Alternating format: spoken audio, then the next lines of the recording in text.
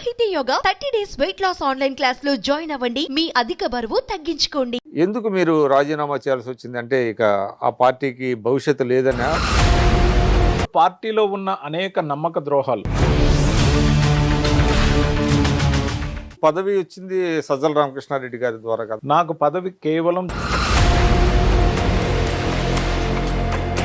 మరి మీకు సజ్జల గారికి పొసగకపోతే మీకు పదవి ఎలా వస్తుంది? ఆయన అడ్డుపడేవాడు కదా. పార్టీలోకి వచ్చినప్పటి నుంచి నన్ను విజయసాయిరెడ్డి గారి మనిషిగా సజ్జల రామకృష్ణారెడ్డి గారు, విజయసాయిరెడ్డి గారే ఫస్ట్ టైం ఈ మీడియాల మీద అటాక్ చేయడం అనేటువంటిది మొదలుపెట్టారు. ఇది ముఖ్యమంత్రి గారు విజయసాయిరెడ్డి గారికి స్క్రిప్ట్లు రాసిందంతా ఒకరే. పెద్ద క్రూ అండ్ స్టాఫ్ ఉంది. అంటే పనికిమాలిన స్క్రిప్ట్ లీడ్ అనమాట. ఇంటర్నల్ గా పోయినప్పుడు మనం చెప్దామంటే పక్కన కాంక్రీట్ కుర్చీ చేసుకొని నాయకుడు పక్కనే కూర్చుంటే మనం ఏమని మాట్లాడుతాం? సజ్జల రామకృష్ణారెడ్డి గారు ఆయన వ్యవహార శైలి వల్ల అయింది. మీరు ఒక్కడలేనా, ఇంకెవరన్నా ఉన్నారా? చంద్రబాబు నాయుడు గారిని గురించి, పవన్ కళ్యాణ్ గారి గురించి వాళ్ళనిద్దరిని ఉద్దేశించి మాట్లాడేటప్పుడు చంద్రబాబు నాయుడు గారు, పవన్ కళ్యాణ్ గారు అనడం, వైఎస్ఆర్సీపీలో పదవులు ఇచ్చిందే తిట్టడానికి అనేది ఒక ఉన్నది. అది ఇంకే మొత్తం పార్టీ తన హ్యాండ్ ఓవర్ లో మళ్ళీ పెట్టిన తర్వాత మీరు సడన్ గా బీజేపీలోకి చేరేంత వరకు కూడా మీరు రాజీనామా చేస్తున్నట్టు ఎవరికి తెలియదు. బీజేపీలో పురంధరేశ్వరి గారు ఒప్పుకున్నారా? ముఖ్యంగా నేను పార్టీ మారడానికి చెప్పిన కారణం, నేను చంద్రబాబు నాయుడు గారిని విమర్శించకూడదు. 75 సంవత్సరాలు పైపడ్డ తర్వాత కూడా ఇంకా ప్రతిపక్షంలో కూర్చొని మా చేత తిడితేనే నీకు భవిష్యత్తులో రాబోయే రోజుల్లో సాక్షాత్తు ప్రతిపక్ష నాయకుడిగా ఉన్న చంద్రబాబు నాయుడు గారిని విమర్శించి తోలనాడినప్పుడు ఆయన 2 చేతులు పెట్టుకుని ఇలా జగన్మోహన్ రెడ్డి గారు తీసుకునే ఇలాంటి నిర్ణయాలను ఎట్టి పరిస్థితుల్లో సమర్థించేది లేదు. తిట్లతో రాజకీయాలు నడవు, తిట్లతోనే పార్టీలను కాపాడుకోవడం జరగదు.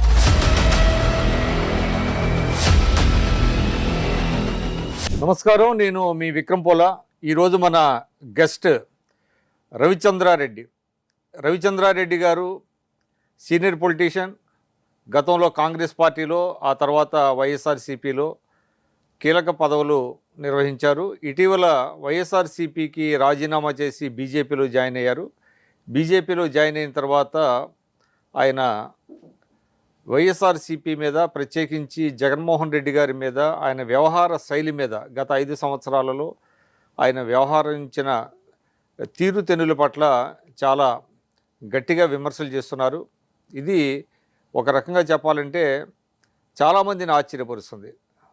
ఎందుకంటే వైఎస్ఆర్సీపీలో ఆయన చాలా కీలకమైనటువంటి బాధ్యతలు నిర్వహించిన సందర్భంలో అనేక డిబేట్స్లో కావచ్చు, అనేక సభల్లో కావచ్చు, జగన్మోహన్ రెడ్డి గారిని చాలా పెద్ద ఎత్తున ఆయన సమర్థించారు, వెనకేసుకొచ్చారు.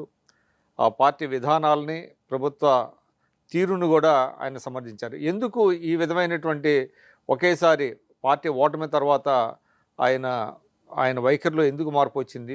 తదితర అంశాల గురించి మనం వారి ద్వారానే తెలుసుకుందాం. మన స్టూడియోలో ఉన్నారు. నమస్కారం రవిచంద్రారెడ్డి గారు. చాలామంది పార్టీ ఓటమి తర్వాత పెద్ద పెద్ద లీడర్లు కూడా పార్టీని విడిచి వెళ్ళిపోయారు. వాళ్ళంతా ఒక ఎత్తు. ముఖ్యంగా విజయసాయిరెడ్డి గారు వెళ్ళిపోవటం, ఆ తర్వాత చూసినట్లయితే తర్వాత శ్రేణిలో మీరొకళ్ళు కనబడుతున్నారు. ఎందుకు మీరు రాజీనామా చేయాల్సి వచ్చింది? అంటే ఇక ఆ పార్టీకి భవిష్యత్తు లేదనా, లేకపోతే ఏంటి? విక్రమ్ గారు, చిరకాలంగా మనం పరిచయమే. అనేక ఛానల్స్లో డిబేట్లో కూడా పార్టిసిపేట్ చేస్తున్నాం. సుదీర్ఘకాలం అంటే దాదాపు 11 సంవత్సరాలు పూర్తిగా కాంగ్రెస్ పార్టీలో, 6 సంవత్సరాల పాటు వైఎస్ఆర్సీపీలో గట్టిగా కీలకంగా పనిచేశాం. అందరికీ విదితమే. ముఖ్యంగా ప్రభుత్వం అనుసరిస్తున్న తీరుతెన్నుల్లో అమలు చేస్తూ ఉన్న నవరత్నాల వరకు చేసినప్పటికీ కార్యకర్తల్ని కాపాడుకోవడంలో వాళ్ళకి ఏదన్నా చేయటంలో పూర్తిగా నిర్లక్ష్యం పార్టీని నిలువున ముంచిందనేది పార్టీలో ఉన్న అంతర్గత చర్చ. పార్టీలో కూడా అనేకసార్లు చెప్పుకోవడం జరిగింది.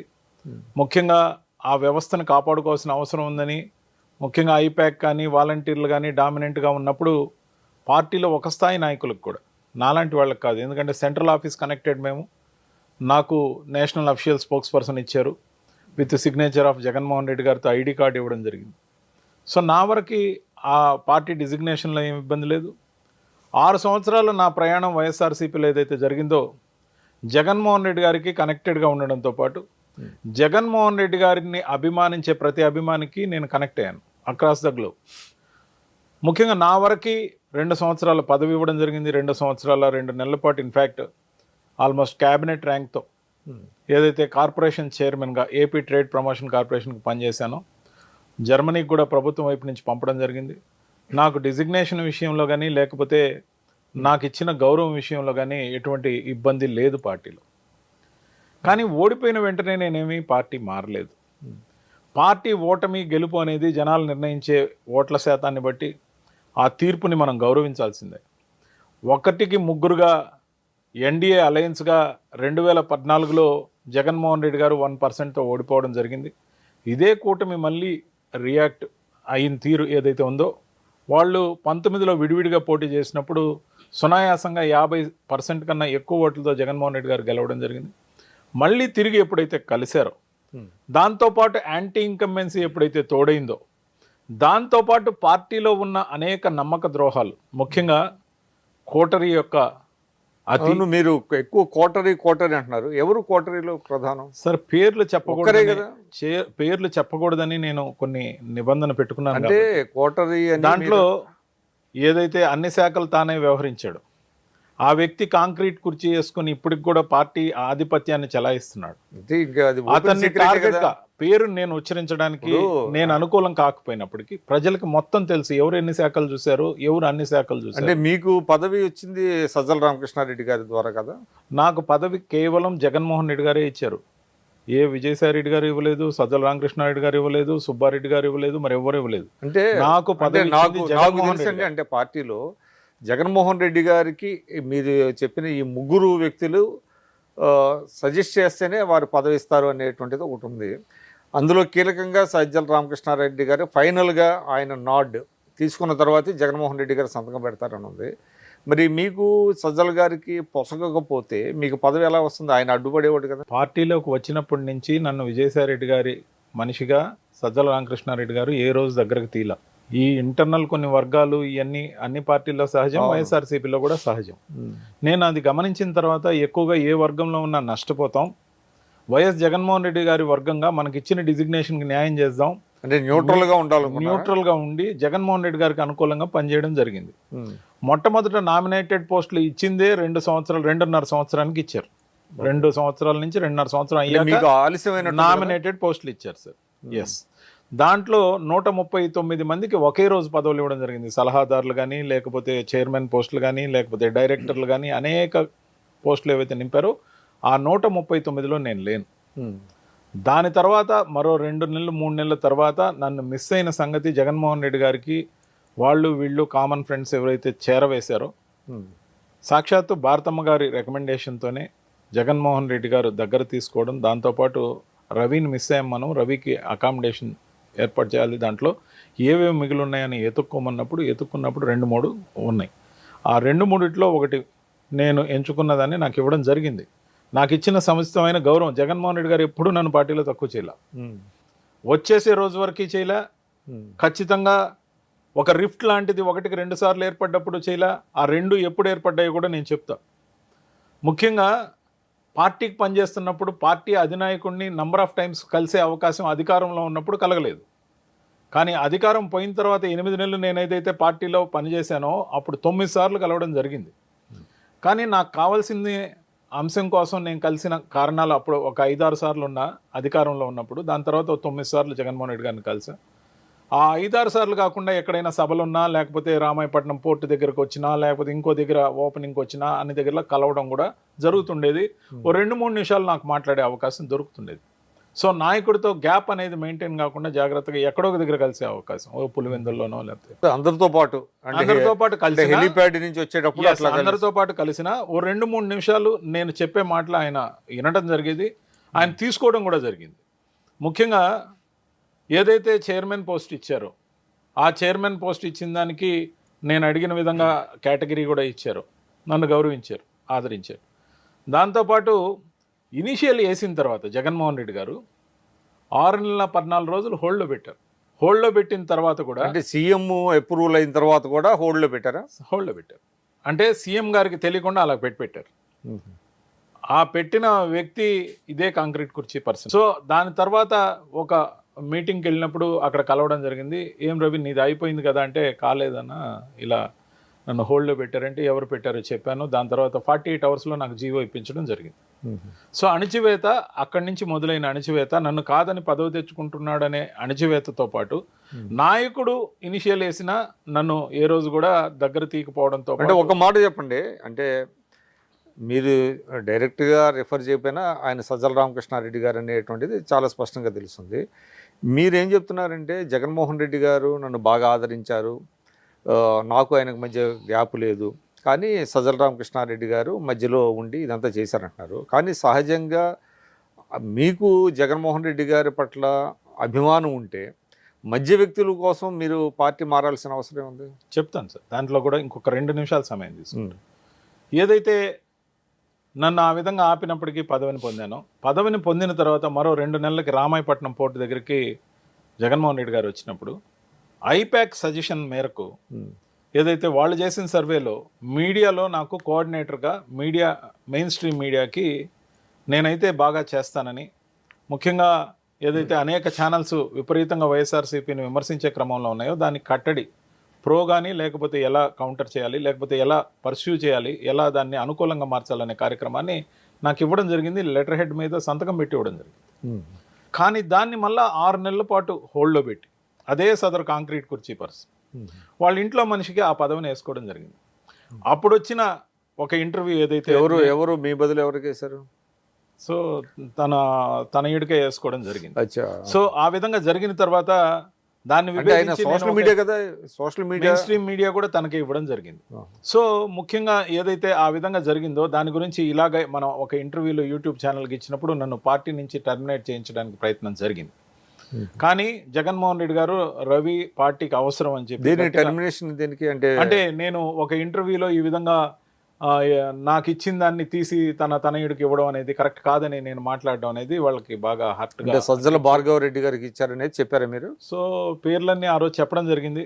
సో దాన్ని వాళ్ళు గట్టిగా తీసుకోవడం జరిగింది. మమ్మల్ని వ్యతిరేకించి మాట్లాడుతున్నాడని చెప్పేసి ఆ వీడియో చూపించి చాలా సీరియస్గా నన్ను టర్మినేట్ చేయించాలనే ప్లానింగ్లో ప్రయత్నం జరిగింది. ఆ ప్రయత్నం జరిగినప్పటి నుంచి కక్ష సాధింపు అలాగే ఉంది, ఇంకా తీవ్రమైంది. మొదట్లో సాయిరెడ్డి గారి మనిషి అని చెప్పి ఇక్కడ ఏదైతే వర్గం అని చెప్పి మెయింటైన్ చేసుకున్నారో తన సర్కిల్లో వాళ్ళని అందరినీ బాగా ఫర్నిష్ చేసుకున్నారు. నాయకుడు ఆశీర్వాదంతో ఇతను పదవి పొందడంతో పాటు మరో పైమెట్ ఎక్కి మీడియా ఏదైతే ఉందో మెయిన్ స్ట్రీమ్ మీడియా ఇతను చూడటం ఏంటి, మనం కదా చూస్తున్నాం, మనం చూసే విభాగంలోకి ఇతను ఎందుకు రావాలా అనే ఉద్దేశంలో నేను మార్పులు తేవాలనుకున్నా. మీడియాలో ఏదైతే కొన్ని ఛానల్స్ని పనిగట్టుకొని నాయకుడి చేత విమర్శింపజేసే శైలిని మార్చాలనుకున్నా. ముఖ్యంగా ఆ విధంగా నాయకుడి చేతికే కత్తిచ్చి నువ్వే యుద్ధం చేయి, నువ్వు సంపాదించుకునిరా అధికారాన్ని మళ్ళీ మళ్ళీ మేము అనుభవిస్తామనే పద్ధతికి నేను వ్యతిరేకం. నాయకుడిని డైరెక్ట్గా వ్యతిరేకంగా ప్రతి మీడియాని టార్గెట్ చేసే విధంగా కాకుండా ఆ మీడియాని అనునయించి కానీ లేకపోతే ఆ మేనేజ్మెంట్ రిక్వెస్ట్ మోడ్లో కానీ తీసుకెళ్ళి అధికారంలో ఉన్నాం సార్. ఒక్క నిమిషం అండి, అంటే ఈ సందర్భంగా మీరు విజయసాయి రెడ్డి గారి పర్సన్ కింద మీరు అక్కడ ముద్రపడ్డారు. ఎంట్రీ కూడా విజయసాయి రెడ్డి గారి ద్వారా. విజయసాయి రెడ్డి గారు అప్పుడు విజయసాయి రెడ్డి గారు కూడా హోల్డ్ బాగుంది పార్టీలో. మరి మీ కాజు కోసం ఆయన ఎప్పుడు జగన్మోహన్ రెడ్డి గారితో చెప్పలేదా ఇట్లా జరుగుతుంది? తను ఎప్పుడు కూడా వీలైనంత వరకు తనకి ఇచ్చిన జిల్లాల వరకే చూసుకున్నారు. తనని ఎప్పుడు ఉత్తరాంధ్రకు పెట్టడం అంటే మీ కేసుని భుజాన్ని నా కేసును భుజాన్ని వేసుకోలేని పరిస్థితి. ఎందుకంటే ఇక్కడ తాను ఉత్తరాంధ్ర విషయంలో ఇన్ఛార్జిగా ఉన్నప్పుడు నెల్లూరు ఇన్ఛార్జిగా ఎవరైతే ఉన్నారో ఈయనే ఉన్నారు అప్పుడు. సో ఈయన ఇన్ఛార్జిగా ఉన్న ఏరియాలో వేలు పెడితే అక్కడ ఆయన వేలు పెడతాడనే ఉద్దేశంలో ఆయన స్టిక్ అయ్యి you can fight your self, you go head అని చెప్పి జాగ్రత్తగా డీల్ చేసుకోమని చెప్పడం జరిగింది. సో ఆ విధంగా నేను ముఖ్యమంత్రి గారి దగ్గరికి లేకపోతే జగన్మోహన్ రెడ్డి గారి దృష్టికి తీసుకెళ్లి న్యాయం కోసం ప్రయత్నించాను. సో ఏదైతే మీడియా కోఆర్డినేటర్ పదవి ఇవ్వకపోయినందువల్ల నాకు పెద్దగా నష్టం లేకపోయినప్పటికీ పార్టీకి మేలు చేయాలన్న నా తలంపు ఆలోచన ఏదైతుందో మీడియా ఫ్రెండ్లీగా పార్టీని మార్చాలి, మీడియా ఎంటైర్ మీడియాకి మనం ఎందుకు వ్యతిరేకం కావాలనే నా భావజాలం. ఛానల్స్ పేర్లు, మేనేజ్మెంట్ ఆఫ్ న్యూస్ పేపర్ల పేర్లు తీసి ఆయన మాట్లాడాల్సిన అవసరం ఏముంది అనేది నా ఆలోచన. మాలాంటి వాళ్ళం లేకపోతే నెక్స్ట్ క్యాడర్ వాళ్ళం మాట్లాడొచ్చు. నాయకుడి చేత విమర్శింపజేయాల్సిన స్క్రిప్ట్ రాయడం నాకు నచ్చలే. అక్కడ విభేదించాను గట్టిగా. డైరెక్ట్ గా మీడియాతో ఫైట్ చేయడం వద్దు అన్నాను నేను, వద్దు అన్నాను. ఎందుకంటే సార్ ఈరోజు మనము కొన్ని ఛానల్స్ని కొన్ని న్యూస్ పేపర్స్ని బాయ్కాట్ చేసాం. వాళ్ళు మనకి వ్యతిరేకంగా ఉన్నారు కాబట్టి బాయ్కాట్ చేశాం. నా ఆలోచన నేను అక్కడ ఇంటర్నల్గా చెప్పడం జరిగింది. చూడండి, ఏదైతే మనం బాయ్కాట్ చేసామో వాళ్ళకి మనకు శత్రువర్గంగా భావించామో, వాళ్ళకి మనం అనుకూలం కాదు, మనం వాళ్ళకి అనుకూలం కాదు అని చెప్పి శత్రువులాగా చూసి ప్రతి దగ్గర ముఖ్యమంత్రి గారి చేతే వాళ్ళ గురించి మాట్లాడించి వాళ్ళని పెద్దవాళ్ళని చేయడంతో పాటు అనవసరంగా రిఫ్ట్ ఎక్కువైపోతుంది, దీన్ని ఆపాలి అనేది నా ఆలోచన. దానికి వాళ్ళ మేనేజ్మెంట్లతో మాట్లాడడానికి నేను సానుకూలం. లేకపోతే ఏదో ఒక రకంగా సర్దుబాటు. That is the case. నాకు తెలిసి విజయసాయి రెడ్డి గారే ఫస్ట్ టైము ఈ మీడియాల మీద అటాక్ చేయడం అనేటువంటిది మొదలుపెట్టారు, ఇది ఈవెన్ బిఫోర్ జగన్మోహన్ రెడ్డి గారు. మరి మీరు విజయసాయి రెడ్డి గారికి ఎప్పుడు చెప్పలేదు అట్లాగా? చెప్పాను సార్, ఇది ముఖ్యమంత్రి గారు విజయసాయి రెడ్డి గారికి స్క్రిప్ట్లు రాసిందంతా ఒకరే, వాళ్ళ ఆలోచన. గతంలో వాళ్ళు ఈనాడు ఎంప్లాయీస్, అది ప్రాబ్లం. అది మీరు ఎప్పుడు మరి విజయసాయి రెడ్డి గారితో చెప్పలేదా? చెప్పాను, కానీ ఎప్పుడైతే నాయకుడు దాన్ని అందిపుచ్చుకున్నాడో అందరం కూడా అందిపుచ్చుకోవాల్సిన అవసరం పడింది కదా. నేననేది మార్పు మొదలవ్వాలని నా కోరికగా ఉండింది. ఎందుకంటే ఏదో ఒక సమయంలో ఒక అడుగు సర్దుబాటు వైపు పోతే అది మొత్తం అందరికీ పనికొచ్చే అంశం అవుతుంది. అంతేకాదు సదరు ఛానల్ని మనం బహిష్కరించాం, నాయకుడి చేతనే విమర్శింపజేసాం, వచ్చిన బెనిఫిట్ ఏంటి? లేదు కదా, ఇంకా బిడుస్తుంది కదా. దాంతోపాటు మనకు నచ్చలేదని వాళ్ళని బహిష్కరించాం. తెలుగుదేశం పార్టీ సంపూర్ణంగా మనకు వ్యతిరేకం కదా, మనకి నచ్చలేదని చెప్పి తెలుగుదేశం పార్టీతో మనం తలపడం అని ఏమన్నా ఎలక్షన్ ఫ్రే నుంచి విరమించుకుంటామా? లేదు కదా. ఎప్పుడైనా మ్యాచ్ ప్రాక్టీస్ ఉండాలి. వాళ్ళ ఛానల్కి మనం వెళ్ళినప్పుడే అక్కడ ముగ్గురు మనల్ని విమర్శించినా ఒక పాజిటివ్ గొంతు మనకు అనుకూలం అవుతుంది. మన వర్షం చెప్పుకునే అవకాశం ఖచ్చితంగా 10 నిమిషాలు 3 నిమిషాలైనా వస్తుందని. ఎప్పటి నుంచి బహిష్కరించారండి? అది అధికారంలోకి వచ్చాక కొద్ది రోజులు వచ్చాక నేను 6 నెలల పాటు కూడా వెళ్ళడం జరిగింది with permission of the party. 6 నెలల తర్వాత 6 నెలలకు ముందు నుంచి పూర్తిగా వదిలేయడం జరిగింది. అంటే వాళ్ళు పిలిచేవాళ్ళు కదా మీరు? అంటే యాక్చువల్గా పార్టీ నుంచి ఇన్స్ట్రక్షన్స్ క్లియర్ కట్. అలాగే సాక్షికి కూడా వాళ్ళని పెద్ద నష్టం జరిగింది, ఖచ్చితంగా జరిగింది. ఇప్పుడు సాక్షికి కూడా వాళ్ళని ఎవరిని అంటే విమర్శ సహింతున అనే కోణం ఏదైతే ఉందో, విమర్శ అనేది రాజకీయంలో ఖచ్చితంగా జరిగే అంశం, నిత్యం జరిగే అంశం. దాన్ని తిప్పికొట్టడంలోనే డిబేటర్స్ అనేవాళ్ళు ఉపయోగపడతారు. కావలిస్తే వాళ్ళకి ఒక డిబేటర్స్ అందరికీ కూడా ట్రైనింగ్ క్లాస్ లాంటిది పెట్టి వీలైనంత వరకు ఎట్లా కౌంటర్ చేయాలి అనే దానికి ఒక లైన్ ఇస్తే బాగుంటుంది అనేది నా ఆలోచన. ఇలాంటి చేసుకోవాల్సినటువంటి అవసరం ఉంది సార్. పిఆర్ఓలు ఉంటారు, సిపిఆర్ఓ ఉంటారు, వీళ్ళందరూ ఎందుకున్నారు? To maintain the public relations with press and everybody. Amicable గా సొల్యూషన్. సిపిఆర్ఓ జీతాలు తీసుకున్నాడు, పిఆర్ఓ జీతాలు తీసుకున్నారు, మీడియా అడ్వైజర్స్ జీతాలు తీసుకున్నారు, మీడియా వింగ్ చూసేవాళ్ళు జీతాలు తీసుకున్నారు, పెద్ద క్రూ అండ్ స్టాఫ్ ఉంది. అంటే భజన చేయడానికి మాత్రమేనా వీళ్ళు? అంటే పనికిమాలిన స్క్రిప్ట్ లీయడానికి మాత్రమేనా వీళ్ళు? నేను అనేది ఈ కోణంలో నేను విభేదించాను సార్. ఈ కోణంలో విభేదించినప్పుడు నన్ను పార్టీ నుంచి సాగనంపడానికి జరిగిన ప్రయత్నం కూడా జగన్మోహన్ రెడ్డి గారు అడ్డుకున్నారు. ఆ ఫర్దర్ ఇప్పుడు ఏదైతే ఆయన ఎప్పుడు పిలిచి ఏంటి సమస్య అని అడగలేదు మిమ్మల్ని? అడిగారు సార్, అడిగారు. దాని తర్వాత ఆయన నా కోణం విన్న తర్వాత నన్ను నిలబెట్టుకున్నారు పార్టీలో. ఈ మధ్య కూడా నేను సాక్షి మీడియాలో విజయసాయి రెడ్డి గారిని గురించి మరో వ్యక్తి గురించి నేను మాట్లాడడం జరిగింది. ఎందుకు బహిరంగంగా మాట్లాడాల్సి వచ్చింది? ఇంటర్నల్గా పోయినప్పుడు మనం చెప్దామంటే పక్కన కాంక్రీట్ కుర్చీ చేసుకొని నాయకుడు పక్కనే కూర్చుంటే మనం ఏమని మాట్లాడతాం సార్? సో మాట్లాడలేని పరిస్థితుల్లో జగన్మోహన్ రెడ్డి గారు కూడా ఇస్తున్నారు సార్. అంటే నాకు ఇచ్చినప్పటికీ ఆ వ్యక్తి కదలట్లేదు ఆడి నుంచి. అవునండి, 1-to-1 మాట్లాడేటప్పుడు కూడా కదలకపోతే లీడర్ ఏం చెప్పాలి? నాకు 1-to-1 మాట్లాడాలి, మీరు బయట ఉండండి అని చెప్పొచ్చు కదా సార్. ఈ రోజు ఇప్పుడు మీరు అదే అన్నారు కదా, నేను ఈ పార్టీ నుంచి బయట రావడానికి కారణం అదే. ఇప్పుడు మనం వ్యక్తిగతంగా చెప్పే అంశాలు కూడా అతని కళ్ళ ముందే అతని చెవులు నోడెట్టే చెప్పాలి అనే కాడికి ఎందుకంత బలహీనత? 8 నెలల తర్వాత జగన్మోహన్ రెడ్డి గారికి అంత బలహీనత ఎందుకు? ఆయన కూర్చోబెట్టుకోవటానికి అతిగా చనువు తీసుకున్నారు, దాన్ని ఆయన ఆమోదించాడని నా అభిప్రాయం. ముఖ్యంగా ఒకే జిల్లా. ఇప్పుడు నాకు తెలిసి ఇవాళ ఒకటండి, ఇప్పుడు భారతీయ జనతా పార్టీ కావచ్చు, తెలుగుదేశం కావచ్చు, కాంగ్రెస్ పార్టీ కావచ్చు, అధినాయకుల దగ్గరికి అపాయింట్మెంట్స్ తీసుకుని ఎవరైనా వెళ్తే ముందుగా 1-to-1 మాట్లాడతారు. ఆ తర్వాత ఏదైనా ఉంటే సన్నిహితులను పిలుస్తారు తప్ప అసలు 1-to-1 అనేది జగన్మోహన్ రెడ్డి గారి డిక్షనరీలో లేదా? సరే, ఎవరితో ఉండిందో నాతో అయితే 1-to-1 ఈ మధ్యకాలంలో ఎప్పుడు జరగలేదు. కానీ ఎప్పుడైనా జరిగినప్పుడు కూడా చాలా నిమిషాల పాటు ఉంటుంది. కొన్ని నిమిషాల్లోనే చాలా మ్యాటర్ నేను చెప్పగలను. ఎందుకంటే గబుక్కన చెప్పాల్సిన అంశానికి స్టిక్ అవుతాం కాబట్టి చెప్పగలిగేవాడిని, పని తీసుకోగలిగేవాడిని నాయకుడి దగ్గర. కానీ ఎప్పుడైతే ఈ మధ్య కూడా కోఆర్డినేటర్లుగా ఎవరినైతే వేశారో, ఏదైతే సాక్షి టీవీలో నేను మాట్లాడిన మాటలకి నా మీద పార్టీ నుంచి మళ్ళా సాగనంపాలనే ప్రయత్నం గట్టిగా జరిగినప్పుడు జగన్మోహన్ రెడ్డి గారు స్వయంగా పులివెందులకి పిలిపించారు. పిలిపించి నన్ను సర్దుబాటు చేయడంతో పాటు నా చేత ఒక అపాలజీ చెప్పించి మళ్ళీ అందరిని కలిపారు. కలిపిన తర్వాత కలిసి మీరు ఎవరికి అపాలజీ చెప్పారు? సార్ నేను చెప్పిన కాంక్రీట్ కుర్చీ పర్సన్కే చెప్పారు డైరెక్ట్ గా చెప్పా. అంటే ఫోన్ చేసి చెప్పారా? ఫోన్ కాదు సార్, ఫిజికల్ గా చెప్పా. జగన్మోహన్ రెడ్డి గారి సామీప్యంలోనే దగ్గర పక్క రూమ్ లోనే చెప్పా. చెప్పిన తర్వాత కలిసి మళ్ళా జగన్మోహన్ రెడ్డి అంటే గారు మీరు ఏంటంటే ఇన్ఎవిటబుల్ గా మీరు చెప్పాల్సి వచ్చింది. In the interest of the party you have to say some apology అని చెప్పి నాయకుడు చెప్పాడు. నాయకుడు నేనేమన్నా ఆయన ఎలా తీసుకున్నాడు దానికి? ఆయన నలుగురు ముందు తిట్టి నాకు రూమ్లో వచ్చి సారీ చెప్పి నువ్వు మామ అనిపిస్తే ఎట్లా అంటే నేను పబ్లిక్గా చెప్తాను, రండి బయట రండి, సాక్షి కెమెరాలు ఉన్నాయి బయట, విజువల్గా చెప్తాను కావాలంటే అని కూడా చెప్పడం జరిగింది. నేను సార్ ఒక అడుగు తగ్గింది అందరూ చూస్తే నేనేం అవమానంగా ఫీల్ గాను. జరిగినట్టే చెప్తా, నిజంగా నిజాయితీగా ఉంటా. సో దాని విషయంలో నేను ఎటువంటి భేషజాలకు పోను, నాకేం పెద్ద అవమానం అని అనుకో. In the interest of the party I have to bend my back, I definitely అని చెప్పా. సో దానికి ఎంత తీసుకున్నాడో తెలియదు, కానీ తీసుకున్న తర్వాత కూడా కక్ష సాధింపు అలాగే ఉండింది. ఏ ఛానల్కి నన్ను పిలవద్దని వేరే పేర్లు రెఫర్ చేయడం జరిగింది. ఎప్పుడైతే నన్ను తీయలేకపోయారో కొన్ని వేరే పేర్లని ఆ ఛానల్స్కి పంపించమని నోట్ పంపించడం, ఆ మెయిన్ స్ట్రీమ్ ఛానల్స్కి డిబేట్లకి నన్ను పిలవద్దు అని చెప్పడం డైరెక్ట్గా ఇష్టం లేక ఈ పేర్లను మాత్రమే పిలవాలని 13 పేర్లు ఇవ్వడం, దాంట్లో నా పేరు లేకుండా.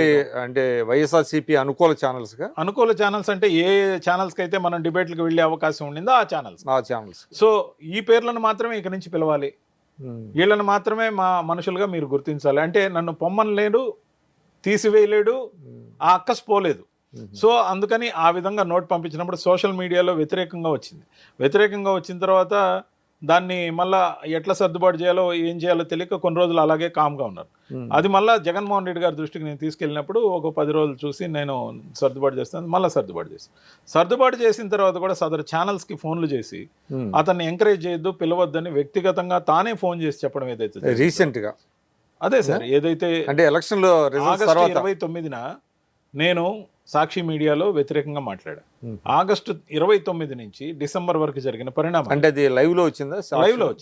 లైవ్లో వచ్చిన తర్వాత 5 నిమిషాల్లోనే దాన్ని తీసివేయడం జరిగింది. లైబ్రరీలో నుంచి కూడా తీసివేశారు, యూట్యూబ్ నుంచి కూడా డిలీట్ చేశారు. అంటే సార్ ముఖ్యంగా ఏదైతే ఎంపీలు వెళ్ళిపోతున్నారో దాని గురించి విజయసాయి రెడ్డి గారు బహిరంగంగా వచ్చి ప్రెస్లో చెప్పకపోతే మీరే పంపిస్తున్నారని అనుకుంటున్నారని విజయసాయి రెడ్డి గారిని పేరుతోనే చెప్పా. ఆ కాంక్రీట్ కుర్చీ పర్సన్ విషయంలో మాత్రం అన్ని శాఖలు మీరే చూస్తున్నారు, కానీ ఇప్పటికి కూడా మీరు కోవర్ట్గా ఉన్నారు, ఇది కరెక్ట్ కాదని చెప్పా. సాక్షిలో కూర్చొని చెప్పా. అది చాలా డ్యామేజింగ్ ఉందని ఇమీడియట్గా తీసివేసిన తర్వాత తెలుగుదేశం పార్టీ రికార్డ్ చేసి ఆటో రికార్డింగ్లో ఉంటుందట, అక్కడి నుంచి రికార్డ్ చేసిన ఆ క్లిప్ని సోషల్ మీడియాలో వదిలితే అది వైరల్ అయ్యి కొన్ని లక్షల మంది చూశారు. సో ఆ విధంగా నేను మాట్లాడిన మాటలు ఏందనేది వెలుగులోకి వచ్చాయి. లేకపోతే అసలు అది వెలుగులోకి కూడా వచ్చి ఉండేది కాదు, కక్ష సాధింపు మాత్రమే ఉండేది. అసలు నేను ఏం మాట్లాడానో ఎవరికి తెలిసేది కూడా కాదు. సో వితిన్ 5 minutes దాన్ని డిలీట్ చేయడం జరిగింది. ఇవన్నీ జరిగిన తర్వాత కూడా డిసెంబర్ అంటే ఒకటి చెప్పండి, సజ్జల రామకృష్ణారెడ్డి గారు ఆయన వచ్చింది పత్రికా రంగం నుంచి వచ్చారు. సరే, ఆయన అన్ని శాఖలను చూశారా లేదనేది పక్కన పెడితే ఆయన వ్యవహార శైలి వల్ల హర్ట్ అయింది మీరు ఒక్కళ్ళేనా, ఇంకెవరన్నా ఉన్నారా? నాకు తెలిసి అయితే ఎవరు లేరు, ఇంక్లూడింగ్ విజయసాయి రెడ్డి గారు కూడా హర్ట్ అయిన అంశాలు ఉన్నాయి. ఎందుకంటే అది నంబర్ల అనేది మీరు అధికార ప్రతినిధులు. 2019 ఎలక్షన్కి జగన్మోహన్ రెడ్డి గారి తర్వాత విజయసాయి రెడ్డి గారు సర్వసైన్య అధ్యక్షుడు.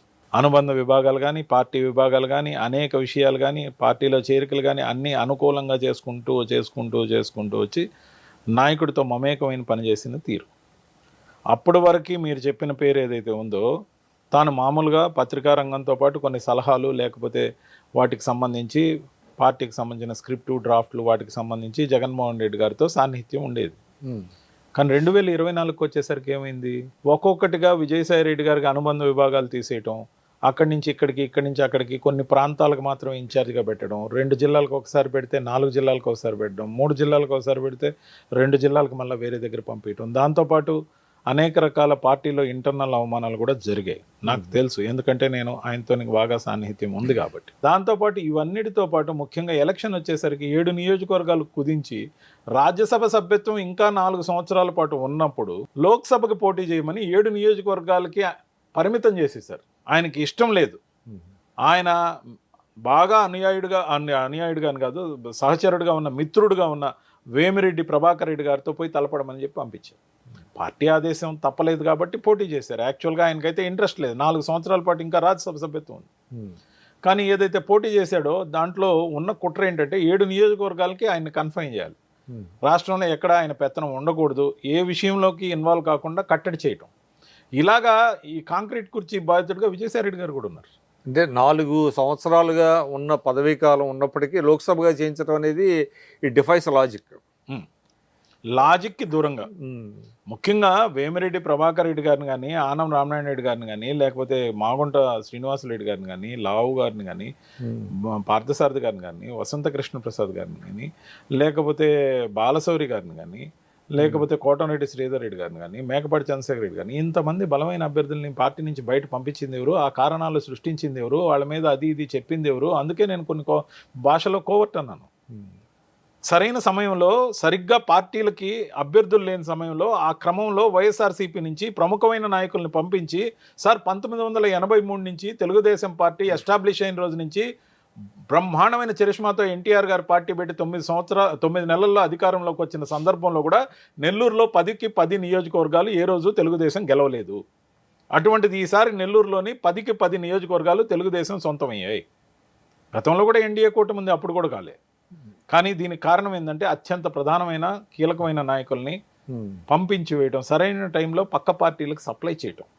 ఈ పద్ధతిని వ్యతిరేకించిన నేను గట్టిగా పార్టీలో నా ఒక్కడనే పోరాటం అనే బాటలో చూశారు. ఇతంత పెద్ద తలనొప్పి అయిపోయింది నాకు అనుకునే కాడికి విషయాలు వచ్చాయి.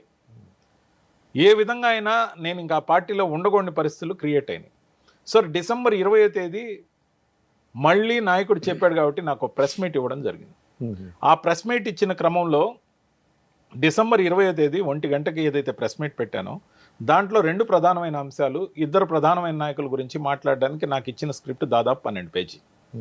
ఆ 12 పేజీలని జాగ్రత్తగా మినిమైజ్ చేసి ఇచ్చిన ఎవిడెన్సెస్ ఏదైతే ఉన్నాయో వీడియో రూపంలో ప్రొడ్యూస్ చేసిన తర్వాత ఇప్పటం గ్రామంలో పవన్ కళ్యాణ్ గారు రైతుల గురించి మాట్లాడిన దాంట్లో సుప్రీంకోర్టు వాళ్ళకి పెనాల్టీ ₹1,00,000 ఉన్న హైకోర్టు పెనాల్టీని 25,000 చేసిందే కానీ వాళ్ళు తప్పు చేయలేదని తీర్మానించలేదనే అంశం. దాంతోపాటు చంద్రబాబు నాయుడు గారు ఏదైతే వైజాగ్లో పట్టుబడ్డవి డ్రగ్స్, ఈ డ్రగ్స్ ఎవరివి అని అప్పట్లో విజయసాయిరెడ్డి గారికి లింక్ చేస్తూ మాట్లాడిన వైనాన్ని, బ్రెజిల్ అధ్యక్షుడికి సంబంధించి చేసిన కామెంట్ని, శుభాకాంక్షలు చెప్తే దానికి దీనికి ఉన్న లింక్ని ఏదైతే ఉందో అది కరెక్ట్ కాదని చెప్పిన అంశంలో చంద్రబాబు నాయుడు గారిని గురించి, పవన్ కళ్యాణ్ గారి గురించి వాళ్ళనిద్దరిని ఉద్దేశించి మాట్లాడేటప్పుడు చంద్రబాబు నాయుడు గారు, పవన్ కళ్యాణ్ గారు అనడం నచ్చలేదు. అది మా మీడియా డిపార్ట్మెంట్కి నచ్చలేదంటే నేను ఆశ్చర్యపోయాను. దాంతోపాటు ఆ స్క్రిప్ట్ యథాతథంగా నేను మాట్లాడడంలో ముఖ్యంగా ఉన్న తిట్లు వాటిని గురించి అవి డిలీట్ చేసి మాట్లాడడం జరిగింది. సో ఇలా కాదు, నువ్వు అగ్రెసివ్గా మాట్లాడాలి, 4 o'clock ఇంకో ప్రెస్ మీట్ పెట్టమన్నారు. 1 గంటకి ఒక ప్రెస్ మీట్ పెట్టి సెంట్రల్ ఆఫీస్ నుంచి అసలు వైఎస్ఆర్సీపీలో పదవులు ఇచ్చిందే తిట్టడానికి అనేది ఒక ఉన్నది. అది నిజమేనా? ఎవరైతే పదవులు ఇచ్చారో నేను చెప్తా. ఇప్పుడు 1 గంటకి ఒక నేషనల్ స్పోక్స్ పర్సన్గా ఉన్న నేను ఒక ప్రెస్ మీట్ పెట్టి తిరిగి 4 గంటలకి ఇంకో ప్రెస్ మీట్ మళ్ళీ అగ్రెసివ్గా పెట్టాలంటే అది మంచిది కాదు. మన దగ్గర హ్యాండ్స్ లేవనుకుంటారు. పైగా వెంటనే 2 ప్రెస్ మీట్లు ఒకదానికి మించి ఒకటి పోటాపోటీగా. ఇందాక ప్రెస్ మీట్ మీరు గారు అన్నది తప్ప మిగతా బ్రహ్మాండంగా వచ్చిందని విలేకరులందరూ కూడా అన్నారు. వీడియో ఎవిడెన్స్లు పెట్టాం, సో క్షమాపణలు కూడా చెప్పమని అడిగాం. కాబట్టి అంతకు మించి పోవాల్సిన అవసరం లేదు, సబ్జెక్ట్ కన్ఫైన్ అయ్యామని చెప్పా. లేదు నా 4 గంటలకు మళ్ళీ ఇంకో ప్రెస్ మీట్ పెట్టాలి, చాలా అగ్రెసివ్గా ఉండాలి. ఆ స్క్రిప్ట్లన్నీ చదవడం నా వల్ల కాదని నేను డెనీ చేయడం జరిగింది. సో అక్కడి నుంచి నన్ను ఇంకొంచెం తగ్గించడం కోసం నెల్లూరులో జరిగిన పార్టీ ఇంటర్నల్ మీటింగ్ ఏదైతే ఉంటుందో సమీక్షా సమావేశానికి నన్ను అవాయిడ్ చేయించారు. అక్కడ ఉన్న అందరూ సన్నిహితమే, అక్కడ ఉన్న లోకల్ లీడర్స్ అందరూ సన్నిహితమే, ఇన్ఛార్జ్గా ఉన్న మిథున్ రెడ్డి గారు కూడా సన్నిహితమే. సొంత జిల్లాలో అవాయిడ్ చేశారు. నేను అడగడం జరిగింది, సో బై ఛాన్స్ మిస్ అయినట్టుంది, ఈసారి చూస్తాము, ఈసారి పొరపాట్లు జరగవు. లోకల్గా నాకు వచ్చిన సమాధానం ఓకే. జనవరి 8వ తేదీ మరొక సమావేశం నెల్లూరుకు సంబంధించిన నాయకులందరికీ సంబంధించి జగన్మోహన్ రెడ్డి గారి దగ్గర తాడేపల్లిలో సమావేశం జరిగింది. కనీసం ఒక SMS కూడా ఇవ్వకుండా అవాయిడ్ చేయించింది ఎవరు? ఇవన్నీ నేను అర్థం చేసుకున్న తర్వాత నన్ను పొమ్మనలేక పొగబెట్టడంతో పాటు పార్టీలో ఎటువంటి పరిస్థితుల్లో మనకి ఇంకా భవిష్యత్తు ఉండదు. రెండో వైపు నాయకుడు ఎంత దగ్గర తీసినా నాయకుడికి రోజు పోయి కలిసే అవకాశం మనకు లేదు. ఖచ్చితంగా నాయకుడికి రోజు పోయి పితూరీలు చెప్పాల్సిన అవసరం మనకి లేదు, ఇంకా చాలు అని అనుకున్నా. ఇప్పుడు విజయసాయిరెడ్డి గారు ఎందుకు వెళ్ళినట్టు ఆయన నేను చెప్తాను. సో నేను అనేది ఏంటంటే నా వరకు చూసుకున్న తర్వాత ఇక భవిష్యత్తు మనకి పార్టీలో లేదు. జగన్మోహన్ రెడ్డి గారు ఏమో మనల్ని దగ్గరకు తీస్తున్నారు, మనల్నేమో బాగా చూసుకుంటున్నారు. కానీ ప్రతిసారి నాయకుడికి వెళ్ళి పలానా వ్యక్తి మీద ఫిర్యాదు చేయాలంటే మనకు అయ్యే పని ఇప్పుడు కాదు. ఆయన ఆయన్ని వదులుకోవడానికి సిద్ధంగా లేడు. పైగా నేను నిర్ణయం తీసుకునే రోజుకి 45 రోజుల ముందు పార్టీకి సంబంధించి 2 జిల్లాలకు ఒక కోఆర్డినేటర్ని చొప్పున ఉత్తరాంధ్ర జిల్లాలో విజయసాయిరెడ్డి గారికి, అలా మిగతా అందరు లీడర్స్కి 2 జిల్లాలు ఒకరికి ఒక జిల్లా అలా ఇవ్వడం జరిగింది. అలా ఇచ్చిన క్రమంలో నేను చెప్పిన పర్సన్కి మొత్తం పార్టీకి చీఫ్ కోఆర్డినేటర్గా ఆంధ్రప్రదేశ్ మొత్తం మీద ఇవ్వడం జరిగింది. ఇంకే మొత్తం పార్టీ తన హ్యాండ్ ఓవర్లో మళ్ళీ పెట్టిన తర్వాత మనం అతని ఆధ్వర్యంలో పనిచేయాలి. ఆయన ఏం చెప్తే అది వినాలి. ఇక్కడ జరుగుతున్న తంతంతా కూడా ఆయన ఎంతగా తీసుకుంటున్నాడా తీసుకోవటం లేదా అనే దానికి ఇదే సాక్ష్యం. ఆయన ఎవరిని వదులుకునే పరిస్థితిలో లేడు. ఇది మనకు నచ్చిన అంశం, అవసరం లేదు కాబట్టి బయట రావడం జరిగింది. సో విజయసాయిరెడ్డి గారి వ్యక్తిగతమైన నిర్ణయం, ఆయన ఏం అవమానాలు పొందాడో 1-2 నేను చెప్పా.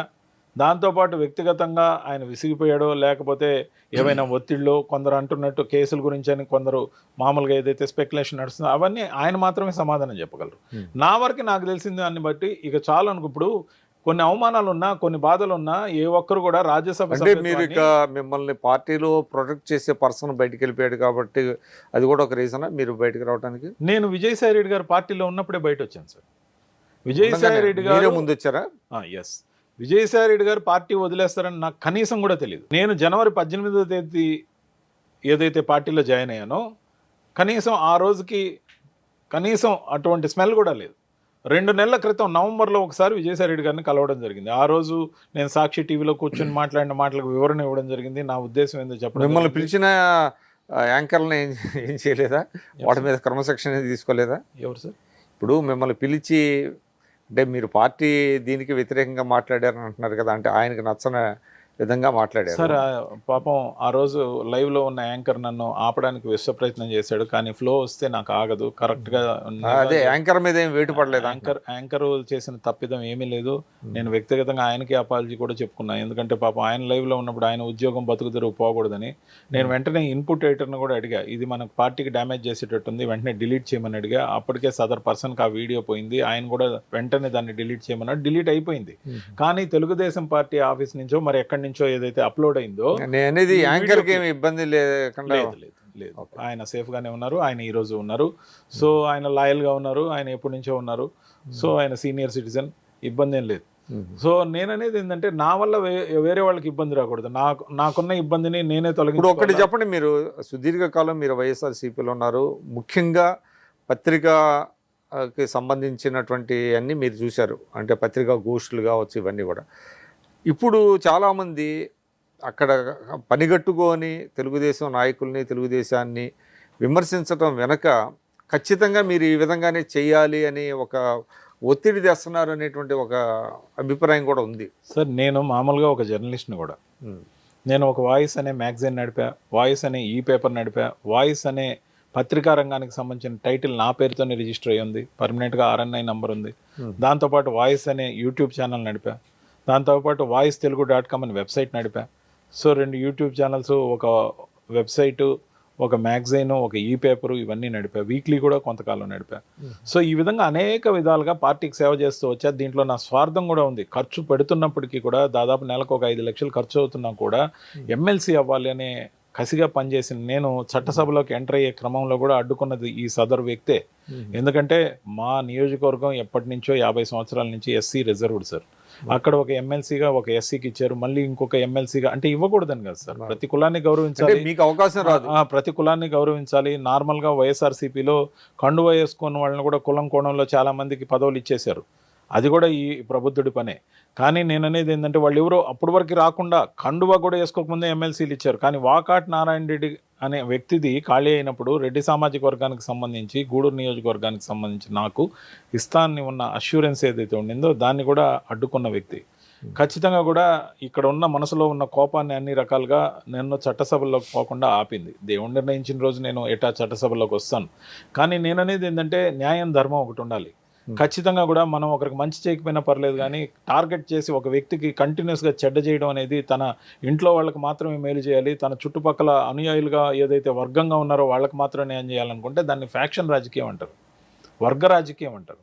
ఈ వర్గం అనే చట్టంలో బిగిసిపోతే పట్టు విడుపులకు అంటే తావులే మీరు మనం చెప్తాం కదా రాజ్యాంగేతర శక్తి అని ఒక వర్డ్ ఉంది. అంటే మీరు చెప్పిన ప్రకారం సదరు వ్యక్తి రాజ్యాంగేతర శక్తిగా నేను ఆ మాట సాక్షిలో కూర్చున్నాను సార్. ఒక అరాచక శక్తి, ఒక అసాంఘిక శక్తి, ఒక రాజ్యాంగేతర శక్తిగా ప్రవర్తించిన ఒక కోర్టు వల్ల ఈ పార్టీ ఓడిపోయింది. జగన్మోహన్ రెడ్డి గారు ఓడిపోలేదని చెప్పా. ఎందుకు ఓడిపోయిందంటే సరైన టైంలో సరైన మనుషుల్ని ఏదైతే వేరే పార్టీలకు పంపించడం అయితేమి, స్ట్రాటజీలో లోపం అయితేమి, వచ్చిన సర్వే రిపోర్ట్లు నిష్పాక్షికంగా ఆయన ముందు పెట్టకుండా మేనేజ్ చేసి ట్యాంపర్ చేసి పెట్టడం అయితేమి, ఆయనకు నచ్చే విధంగా ప్రొడ్యూస్ చేయడం అయితేమి, ఒక నియోజకవర్గంలో ఉన్న వాళ్ళని పక్క కానీ నియోజకవర్గం మీరు ఇన్ని చెప్తున్నారండి, కానీ జగన్మోహన్ రెడ్డి గారు అది గ్రహించలేదు కదా, గ్రహించినట్టు కనపడతలేదు కదా. గ్రహించి ఉంటే ఆ మాటలన్నీ ఆయన మనసుకు తీసుకుని ఉంటే తిరిగి ఆయనకే పార్టీ మొత్తాన్ని అప్పచెప్పడు కదా. ప్రధానంగా ఒక 3 కారణాలు చెప్పండి పార్టీ ఓటమికి. సార్, 1 కోర్టుగిరి కోటరి, 2 ఐపాక్, 3 కార్యకర్తల్ని పట్టించుకొని న్యాయం చేయకపోవటం, నమ్ముకున్న నాయకులు కనీసం వాళ్ళు పనిచేసిన బిల్లులు 5 సంవత్సరాలకు కూడా ఇవ్వకపోవటం, సొంత సామాజిక వర్గాన్ని కులం కోణంలో దూరం పెట్టడం, ముఖ్యంగా ఆ 10 మంది తప్ప ఆ పైన 10 మందిలో ఎక్కువ శాతం వాళ్ళే. మీరు అదర్ వే రౌండ్ చెప్తున్నారు సార్. నేను చెప్పేది అసలు మొత్తం సొంత సామాజిక వర్గాన్ని ఆయన సార్ సపోర్ట్ చేశాడని. నియామకాల్లో కొన్ని దగ్గర ప్లేస్మెంట్స్ ఇచ్చి ఉండొచ్చు, కోటరీలో ఎక్కువ శాతం వాళ్ళే ఉండి ఉండవచ్చు. మేజర్గా ఉన్న సామాజిక వర్గంగా ఆయనకి కొమ్ముగాసిన వర్గం ఏదైతే ఉందో ప్రతి జిల్లాలో నష్టపోయారు. వాళ్ళు ఎదురు తిరగబట్టే ఈ పరిస్థితి వచ్చింది. దేనివల్ల నష్టపోయారంటారు? ఎందుకంటే సార్ వాళ్ళు పని చేస్తుంటారు, అది గ్రామ సచివాలయం కట్టుంటారు, లేకపోతే ఆయన చెప్పినప్పుడు ఏదైనా చిన్న పని చేస్తుంటారు, పార్టీ కోసం ఖర్చు పెట్టుంటారు. పార్టీ కోసం ఖర్చు పెడితే మళ్ళీ విధి విధానాలు మీరు చెప్పేది పార్టీని సంపాదించుకోవాలని కాదు నేను చెప్పేది. ఇప్పుడు మేజర్ అండి, అంటే ఒక్క నిమిషం. చీఫ్ సెక్రటరీ, డీజీపీ, తర్వాత సెక్రటరీ, తన దగ్గర పనిచేసేవాళ్ళు, సలహాదారులు, వీళ్ళంతా ఒకే సామాజిక వర్గం అనేది బలంగా వెళ్ళిపోయింది కదా ప్రజల్లోకి. సార్, ఆ బలంగా వెళ్ళిపోవడం వల్ల నష్టం జరిగింది. అదే నష్టం జరిగింది, కానీ కష్టం వచ్చింది ఎవరికి? ప్రతి జిల్లాలో ఉన్న ఆ సామాజిక వర్గానికి. ఆ నాయకులకి ఎక్కడ పనులు జరిగాయి? ఆ నాయకుడికి సొంతంగా బిల్లులు రాలేదు. ఎవరో కాదు, నా సొంత తమ్ముడికే 5 కోట్ల రూపాయలు బిల్లులు రాలా. 5 సంవత్సరాల్లో 2 కోట్ల రూపాయలు బిల్లు కూడా రాలేదంటే ఏం చేయాలా? ఒక్క బిల్లు క్లియర్ చేయించుకున్న 2 కోట్ల రూపాయలు ఆఖరి నిమిషంలో మార్చిలో ఇంకా 3 కోట్ల రూపాయలు బిల్లు పెండింగ్ పెట్టారు. 5 సంవత్సరాల్లో 5 కోట్ల బిల్లుకి 5 కోట్ల రూపాయలు వడ్డీ అయింది సార్. తప్పు కదా సార్? ఆ విధంగా నా తమ్ముడు గురించి చెప్పా, కానీ నా తమ్ముడు మా సొంత పేర్లతో కూడా చేయలే, ఎవరి దగ్గర పాపం సబ్ కాంట్రాక్ట్ తీసుకొని చేసుకున్నాడు. ఇలాగ ఆర్థికంగా కుదేలైపోయిన రెడ్లు ఎంతమంది? రెడ్లనే కాదు, పార్టీని నమ్ముకున్న నాయకులు ఎంతమంది? వివిధ కులాల వాళ్ళు కూడా ఏదైతే పార్టీని నమ్ముకొని ఈ పార్టీ మంది అధికారంలోకి వస్తే మనకు మేలు జరుగుతుందని పార్టీకి ఇదమిద్దంగా ఫండ్స్ ఇవ్వడంతో పాటు తమ జీవితాలని పణంగా పెట్టి అంతకుముందు ఎలక్షన్లో పోరాడిన వాళ్ళు, వాళ్ళకి మేలు జరగకపోగా వాళ్ళకి న్యాయంగా రూల్ ప్రకారం రావాల్సిన బిల్లులు రాకపోవడం, కాంట్రాక్టర్లను దొంగలుగా చూడడం కూడా తప్పు అంటాను సార్ నేను. కాంట్రాక్టర్ అంటే నేను ఒక సివిల్ ఇంజనీర్గా కాంట్రాక్టర్గా ఉన్నప్పటికీ గత 6-7 ఏళ్ల నుంచి నేను వర్కులు చేయట్లే, మానేశాను. ముఖ్యంగా నార్త్ ఇండియాలో తప్ప సౌత్ ఇండియాలో ఎక్కడ నేను వర్క్ చేయలే. దాంతోపాటు ముఖ్యంగా కాంట్రాక్టర్లు అంటే 100 రూపాయలది 90కో 75కో 85కో పాడుకునేవాడే కాంట్రాక్టర్ సార్. దాని తర్వాత ఈఎండి కట్టాలి, డిపాజిట్లు కట్టాలి, ముందు అన్ని టెండర్కి కావాల్సినవి అన్నీ ఇవ్వాలి. దాని తర్వాత కష్టపడి పనిచేయడానికి అయ్యే ఇన్వెస్ట్మెంట్ మొత్తం పెట్టాలి. ఇన్వెస్ట్మెంట్ పెట్టాక బిల్లు రాయించుకోవడం కోసం డిపార్ట్మెంట్ ముందు తిరగాలి, క్వాలిటీ కంట్రోల్ని అప్రోచ్ కావాలి, విజిలెన్స్లో నివేదికలు క్లీన్గా ఉండాలి. అన్నీ వచ్చాక బిల్లు సర్టిఫై అవుద్ది. బిల్లు సర్టిఫై అయ్యాక 5 ఏళ్ళు నిలబెట్టమేంటి సార్? ఒక ప్రభుత్వం, ఏ ప్రభుత్వం అయినా ఎవరు పరిపాలించినా సార్, జగన్మోహన్ రెడ్డి గారు పరిపాలించినా మరెవరు పరిపాలించినప్పుడు చంద్రబాబు నాయుడు గారు వచ్చారు, విధి విధానాల్లో భాగంగా అంచెలంచెలుగా చిన్న బిల్లుల నుంచి క్లియర్ చేస్తూ పోతున్నారు. సార్, అవి కానీ క్లియర్ చేయకపోతే రోడ్లు ఎలా వేస్తారు, బ్రిడ్జిలు ఎలా కడతారు, లేకపోతే చెరువులు ఎలా రిపేర్ అవుతాయి? పబ్లిక్ వర్క్స్ని, పబ్లిక్ టెండర్ల ద్వారా ఇచ్చిన పనుల్ని వాళ్ళకి హానర్ చేయకపోతే అది నేరమా కాదా? అది గవర్నమెంట్ పార్టీలకి అతీతంగా పెడితే గవర్నమెంట్ బైండ్ ఓవర్గా సంతకం పెట్టిన తర్వాత కాంట్రాక్ట్ అగ్రిమెంట్లో కాంట్రాక్టర్ కానీ వైలేట్ చేసినప్పుడు కాంట్రాక్టర్ని వెంటనే బ్లాక్ లిస్ట్లో పెడతారు సార్. 3 సంవత్సరాల పాటు ఎక్కడ టెండర్లు వేయకూడదు, దేశంలో ఎక్కడ వేయకూడదు. ఆ విధంగా కాంట్రాక్టర్లు చాలా మంది నష్టపోయారు, కొంతమంది ఆత్మహత్యలు కూడా చేసుకున్నారు. మీరు సడన్ గా బీజేపీలోకి చేరేంత వరకు కూడా మీరు రాజీనామా చేస్తున్నట్టు ఎవరికి తెలియదు. బీజేపీ నేతలతో ముందుగా మాట్లాడుకున్నారా మీరు? సార్, బీజేపీ నేతలతో జస్ట్ ఒక 15-20 రోజుల ముందు నుంచి మాట్లాడుకున్నా. ఇది రాష్ట్ర స్థాయా కేంద్ర స్థాయా? కేంద్ర స్థాయి కాదు సార్, రాష్ట్ర స్థాయి కాదు సార్, సంఘ్ నుంచి వచ్చా.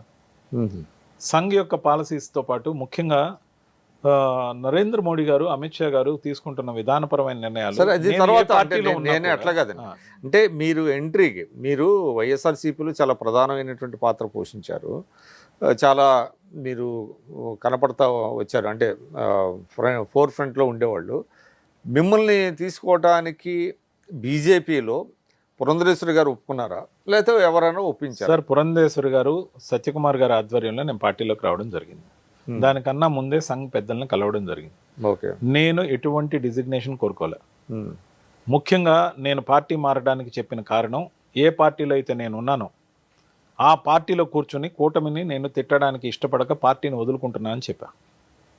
ఒక నేషనల్ స్పోక్స్ పర్సన్గా ఉన్న నాకు నేషనల్ లెవెల్లో బీజేపీ తీసుకుంటున్న పాలసీల గురించి ప్రచారం చేసే అవకాశం కల్పించమని అడిగా. ముఖ్యంగా హిందీ బెల్ట్ ఏమన్నారు? నేను చెప్పిందంతా విన్న తర్వాత ఏదైతే నేషనల్ లెవెల్లో ఎక్కడైనా హిందీ బెల్ట్ కైనా పంపించి, ఏదైతే ఆర్టికల్ 370 లేకపోతే వక్ బోర్డు బిల్లు లేకపోతే కామన్ అంటే స్టేట్ పాలిటిక్స్ వదిలేసి మీరు వేరే చోట నార్త్ ఇండియాకి వెళ్ళిపోవాలనే కోరుకున్నా. నేను ఇప్పుడు కూడా అదే అసైన్మెంట్ లో అడుగుతున్నా. పురంధరేశ్వరి గారు ఏమన్నా ఇదే వర్షన్ చెప్పాను సార్. పురంధేశ్వరి గారితో అపాయింట్మెంట్ కన్నా ముందు ఇవి సంఘ్ పెద్దలతో చెప్పడం జరిగింది. తర్వాత పురంధేశ్వరి గారికి చెప్పడం జరిగింది, సత్యకుమార్ గారికి చెప్పడం జరిగింది. ఏమన్నారు వాళ్ళందరూ కూడా ఒకటే అన్నారు, BJP is a different party, policy oriented party. ఇక్కడ కుటుంబ రాజకీయాలు ఉండవు. ఇక్కడ country first, party next, self last అనేది మన యొక్క సిద్ధాంతం. ఈ సిద్ధాంతాన్ని బాగా తీసుకోవడంతో పాటు వచ్చిన తర్వాత నేను ఆ స్థాయిలో ఉండాలని వచ్చా, ఈ స్థాయిలో ఉండాలని వచ్చా అని సఫకేషన్ ఫీల్ అయ్యే పని అయితే రావద్దు.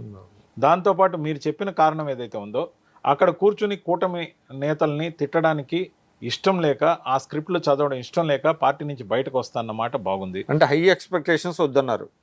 ఏ ఎక్స్పెక్టేషన్స్ లేకుండా వస్తున్నానని చెప్పిన తర్వాత వాళ్ళు పెద్ద మనసుతో నన్ను తీసుకోవడం కన్ఫర్మ్ చేసి. ఇప్పుడు ఓన్లీ మీరు సభ్యులేనా? నేను బీజేపీ ఒక్క సభ్యుడిని మాత్రమే, కార్యకర్తను మాత్రమే. నాకు ఇంకా విధి విధానాలు తెలుసుకుంటూ ఇస్తున్న పనులు చేస్తున్నా. కేంద్ర బడ్జెట్ గురించి చిత్తూరుకి ఒక డయా స్పీకర్గా నన్ను మొన్న 22వ తేదీ మీరు జరిగింది. అంటే కొన్ని ఛానల్స్ కూడా ఇటీవల వెళ్తున్నట్టు కనబడుతుంది నాకు. సార్ నన్ను యాక్చువల్గా అయితే మీడియాలో పెట్టమని చెప్పి మేడం గారు చెప్పారు. పాతూరు నాగభూషణం మీడియా ఇన్ఛార్జ్గా ఉన్నారు. నిన్నటి రోజున ఫస్ట్ డిబేట్ నేను సివిఆర్కి చేయడం జరిగింది. సివిఆర్కి తప్ప నేను ఏ ఒక్క ఛానల్కి ఇంకా నేను డిబేట్లకు అఫిషియల్గా పోలేదు. సో సివిఆర్కి పోయే ముందు కూడా మేడం గారు చెప్పినప్పటికీ పాతూరు నాగభూషణం గారు మీడియా ఇన్ఛార్జ్గా ఉన్న సందర్భంలో నిన్న సాయంత్రం ఫోన్ చేసి ఈ విధంగా నన్ను పిలిచారు, వెళ్ళొచ్చా అని అడిగితే వెళ్ళమని చెప్పారు. వెళ్ళమని చెప్పిన తర్వాత పర్మిషన్తోనే వెళ్ళా.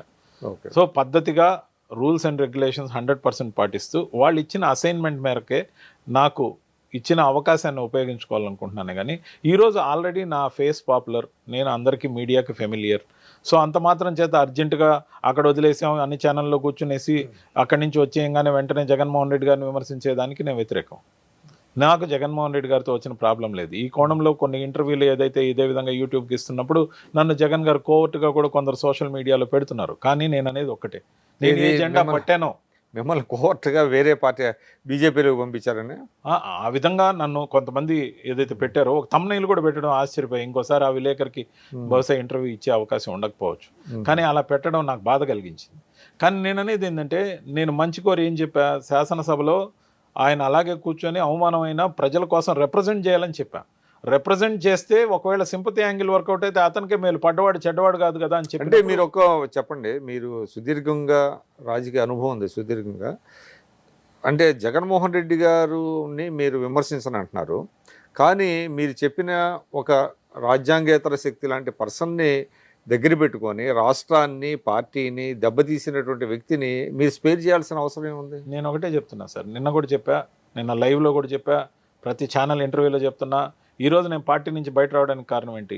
అటువంటి కోవర్ట్గిరి చేసే వ్యక్తిని నమ్మి మొత్తం మీరు పార్టీ పెట్టారు కాబట్టి నచ్చక మీ నిర్ణయంతో విభేదించి కదా పార్టీ నుంచి బయట వచ్చా.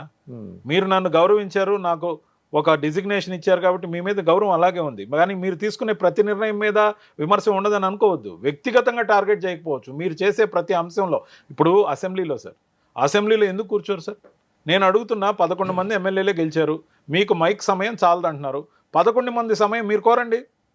11 మంది సమయం ఒక్కొక్కళ్ళకి 4 నిమిషాలే వచ్చింది అనుకుందాం. అసలు ఆయన 44 నిమిషాలు వస్తుంది కదా మీకు. అసలు అట్లా కాదు, ముందుగానే ఊహించుకొని ఎంత ఇస్తారో తెలియకుండా అట్లా కూడా అవసరం లేదు సార్. ఒక్కొక్క శాసనసభ్యుడికి ఒకవేళ 175 మందికి ఒక్కొక్కరికి 4 నిమిషాలే వచ్చింది అనుకుందాం సార్. 4 నిమిషాల్లో 11 మందికి 44 నిమిషాలు వస్తుంది.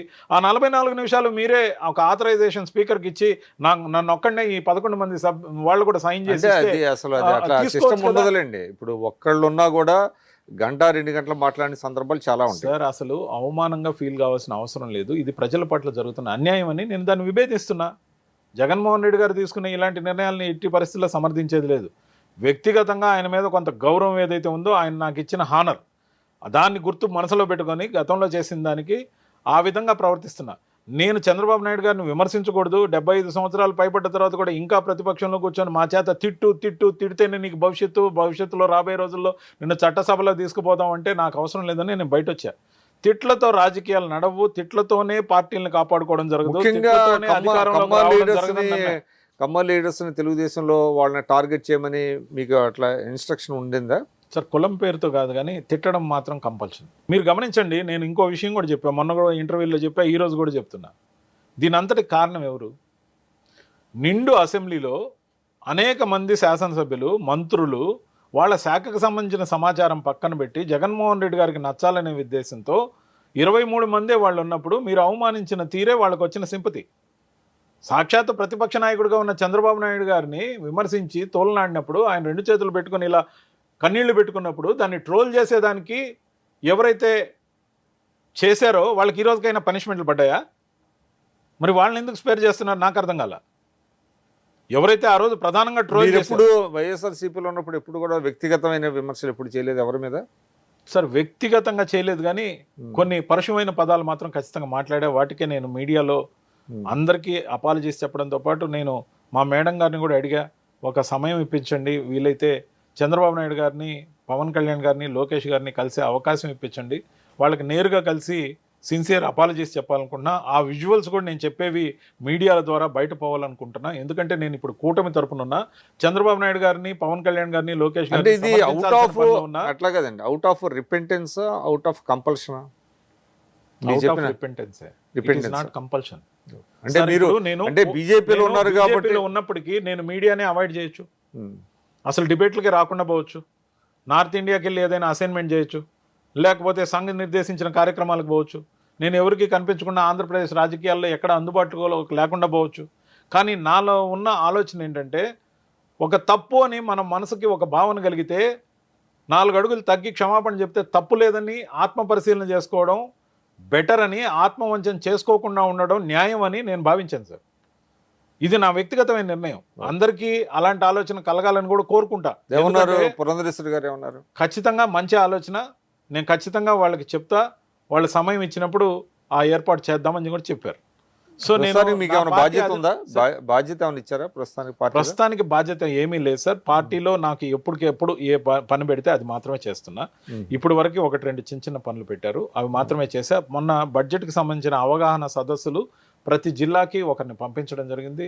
మేడం గారు ఒక జిల్లాకి వెళ్ళారు, 4 కేంద్ర మంత్రులు 4 జిల్లాలకు వెళ్ళారు. అలాగే నాకు చిత్తూరుని ఏదైతే అప్పచెప్పారో, చిత్తూరు భానుప్రకాష్ రెడ్డి గారు కన్వీనర్గా ఉన్నారు ఈ కేంద్ర బడ్జెట్కి దానికి సంబంధించి. ఆయన ఆధ్వర్యంలో ఆ ఏరియా కన్వీనర్గా ఉన్న ఆయనతో కలిసి డయాస్ స్పీకర్గా నేను అవగాహన సదస్సుకి అటెండ్ కావడం, అక్కడ వెళ్ళడం, కార్యకర్తల సమావేశాలు తిరుపతి జిల్లా దానికి వెళ్ళడం, మండలాధ్యక్షుల సమావేశానికి వెళ్ళడం, బీజేపీ నేతలు అందరితో ఇటు నెల్లూరు జిల్లా అటు తిరుపతి జిల్లాకు సంబంధించి, గూడూరు నా నియోజకవర్గం అయినప్పటికీ నెల్లూరులో నా ఓటు ఉన్నందువల్ల ఈ 2 జిల్లాలకు సంబంధించి అన్ని సమావేశాలకి అందరినీ సీనియర్ నాయకులకి ఒక స్థాయి కార్యకర్తల వరకు ఇప్పటికే కలవడం, వాళ్ళందరితో మమేకం అవడం జరిగింది.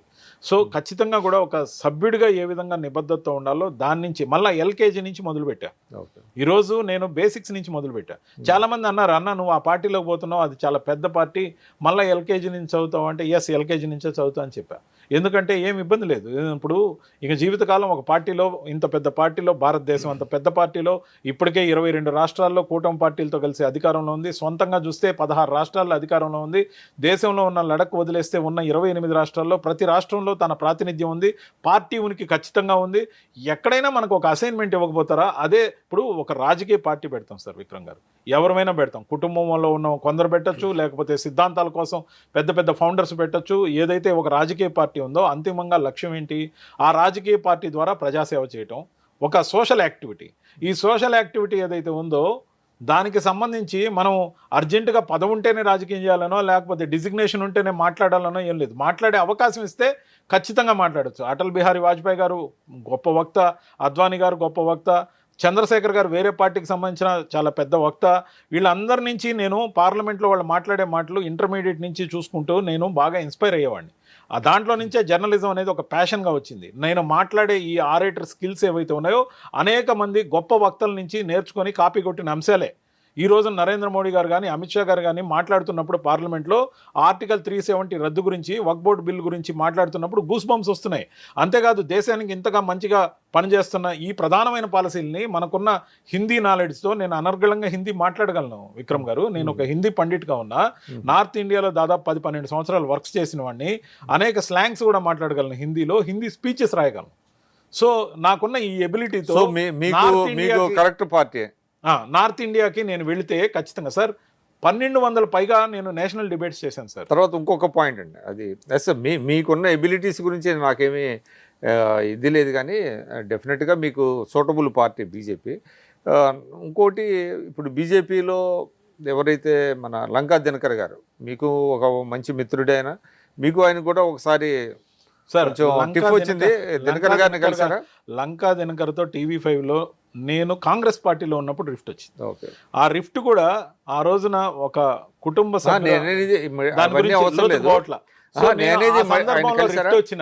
రిఫ్ట్ వచ్చిన తర్వాత 45 రోజులు మాత్రమే మేము మాట్లాడుకోలే. 45 రోజుల తర్వాత మేమిద్దరం ఒకే ఛానల్లో కూర్చున్నాం, కలిసి మళ్ళీ బ్రేక్ఫాస్ట్కి వెళ్ళాం, మళ్ళీ డిన్నర్లకు వెళ్ళాం, మళ్ళీ కలిసే ఉన్నాం. మిత్రత్వం అట్లే ఉంది. నా కారులో తను ట్రావెల్ చేశాడు, అతనితో కలిపి నేను ట్రావెల్ చేశాను. సో మిత్రత్వానికి ఎప్పుడు న్యాయంగానే ఉన్నాను సార్. హీటెడ్ డిబేట్స్లో 1-2 మాటలు నేను మీతో కూడా 1-2 మాటలు దొల్లా, దానికి కూడా I'm saying sorry today on this media.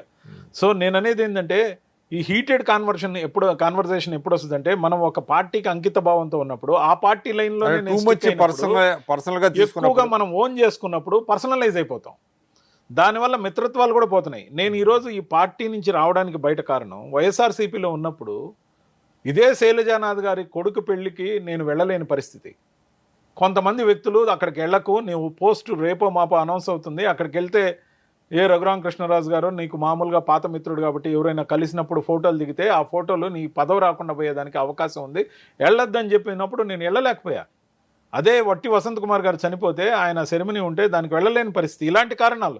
ఇప్పుడు వ్యక్తులుగా మనకున్న స్వేచ్ఛని, మనకున్న కామన్ ఫ్రెండ్స్ని వివిధ ప్లాట్ఫామ్స్లో పనిచేస్తూ రాజకీయ పార్టీల్లో అయినా వాళ్ళని కలిసే అవకాశాలు, ఫోటోలు కానీ దొర్లితే మనకి ఇబ్బంది అని చెప్పే స్థితి వచ్చిందంటే పార్టీలు వర్గాలుగా మారిపోయినాయి.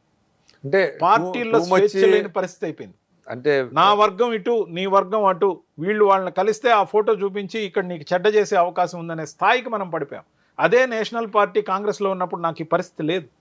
నేనే రాజకీయ పార్టీ నాయకుడు ఇంట్లో శుభకార్యం జరిగినా వెళ్ళొచ్చు, లేకపోతే ఇంకోటి జరిగినా వెళ్ళొచ్చు. కానీ వైఎస్ఆర్సీపీలోకి వచ్చినాక నా మంచి కోరు కూడా చెప్పారా లేకపోతే చెడ్డ కోరు చెప్పారా, కానీ పార్టీలో విధానాన్ని బట్టి చెప్పారు. ఎందుకంటే ఇది నెగటివ్గా నీకు తీసుకెళ్తారు ఆ ఫోటోని, సో వెళ్ళొద్దు. సో ఈరోజు అదే శైలజానాథ్ గారు వైఎస్ఆర్సీపీకి వచ్చారు. ఆ సమయానికి నేను వైఎస్ఆర్సీపీ నుంచి బయట వచ్చాను. శైలజానాథ్ గారితో ఇప్పటికీ మంచి మిత్రుడు. నేననేది మిత్రత్వం లేకపోతే సామాజిక సంబంధాలు పార్టీల వల్ల వేరు కాకూడదు. పెద్ద పెద్ద నాయకులందరూ కలిసే ఉంటున్నారు, వాళ్ళకి సంబంధించిన క్యాడర్ డిస్టర్బ్ అవ్వకూడదు. వాళ్ళు కూడా ఎక్కడికైనా స్వేచ్ఛగా. అంటే ఈ కల్చర్ అనేది వైఎస్ఆర్సీపీ ప్రవేశపెట్టినది అని మీరు అంటున్నారు. ప్రవేశపెట్టిందని నేను అనట్లా, నా విషయంలో జరిగింది కాబట్టి వర్గ రాజకీయాల్లాగా వర్గంలాగా పార్టీలు నడపకూడదని నేను కోరుకుంటున్నా. ఎవరైనప్పటికీ ఏ పార్టీ వాళ్ళైనా, ఎవరి ఇంట్లో ఫంక్షన్ అయినా, ఎవరితో అయినా కలిసే స్వేచ్ఛ ఉండాలి. అట్లని నన్ను పూర్తిగా కట్టడి చేశారు లేకపోతే బంధించారని కాదు, కానీ ఆ విధమైన మాటలు రాబట్టి నేను ఆ ఫంక్షన్స్ను వదులుకోవాల్సి వచ్చింది. ఎందుకంటే మైండ్ సెట్ ఏదైతే ఉంటుందో నాయకుడికి ప్రొజెక్ట్ చేసే దెబ్బ కొడతారు. మీరు ఇది చెప్పడం ద్వారా మీరు మీ సహచర రాజకీయ నేతలు కూడా ఒక సందేశం ఇస్తున్నారు. టూ మచ్ పర్సనలైజ్డ్ తీసుకోవద్దు, కన్స్ట్రక్టివ్ క్రిటిసిజం ఒక్కటే చేయండి. పెట్టాం, కెమెరా పెట్టాం, పార్టీ లైను లేదా మీరు మాట్లాడాల్సిన లైన్కి స్టిక్ అవ్వండి. తీసిన తర్వాత కలిసి కాఫీకో టీకో వెళ్ళే అవకాశం ఉంటే ఖచ్చితంగా వెళ్ళండి, మిత్రత్వం అంటే ఉంచండి. అది ఒకప్పుడు ఉండేదండి. ఇవాళ అలాగ మాట్లాడకపోతే వీళ్ళకి పసలేదు, లేకపోతే వీళ్ళకి Yes, ఇదే ఇది నేను అనేది ఇదే నేను అనేది. ఒక దీంట్లో నుంచి వచ్చిన అగ్రెషనే అది ఒక ప్యాషన్ గా మారిపోయి అది ఒక ఫ్యాషన్ గా కూడా రూపాంతరం చెంది ఈ రోజు అనేక మంది కేసులు ఎదుర్కొంటున్నారు. ఇంత కక్షపూరితమైన ధోరణి ఎందుకు వచ్చింది? మన అధిష్టానాన్ని మెప్పించాలి, లేదంటే ఇచ్చిన స్క్రిప్ట్ ఫాలో కావాలని 2 అంశాల మీదే వచ్చింది. అంత దూరం అవసరం లేదనేది నా సో ఏదేమైనప్పటికీ కూడా రవిచంద్రారెడ్డి గారు మీరు ఒక మంచి నిర్ణయం అయితే తీసుకున్నారు. ఒక జాతీయ పార్టీకి వెళ్ళారు, మీకు ఉన్నటువంటి ఎబిలిటీస్ అన్క్వశ్చనబుల్. కాబట్టి బీజేపీలో మీకు మంచి భవిష్యత్తు ఉండాలని కోరుకుంటున్నాను. ఇది బీజేపీ నేత రవిచంద్రారెడ్డి గారు చెప్తున్నారు. వైఎస్ఆర్సీపీ నుంచి బయటకు వచ్చినటువంటి కారణాలు ఇప్పటివరకు చెప్పారు. ముఖ్యంగా అక్కడ ఒక వ్యక్తి వల్ల తాను బయటికి రావాల్సి వచ్చింది. అక్కడ ఒక సఫకేషన్ ఉంది, ఇప్పటికీ ఉంది. జగన్మోహన్ రెడ్డి గారు ఇప్పటికీ కూడా కరెక్ట్ మెజర్స్ తీసుకోలేకపోతున్నారు అనే మాట కూడా చెప్తున్నారు. ఇది ఈరోజు రవిచంద్రారెడ్డి గారితో ఇంటర్వ్యూ. నమస్కారం.